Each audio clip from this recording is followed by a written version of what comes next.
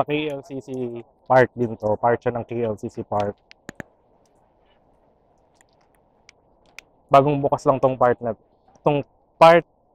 ito. Yan, connecting siya. So mas pinalaki pa nga yung coverage ng KLCC.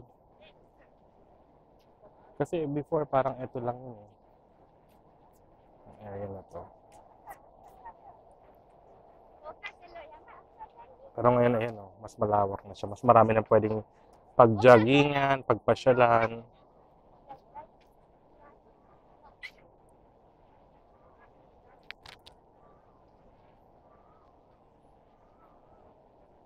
Mas mahabang lakaran nga lang. Maganda pala na ganito lang yung oras na punta kasi mainit talaga siya pag hapon. Sarap mag-jogging dito.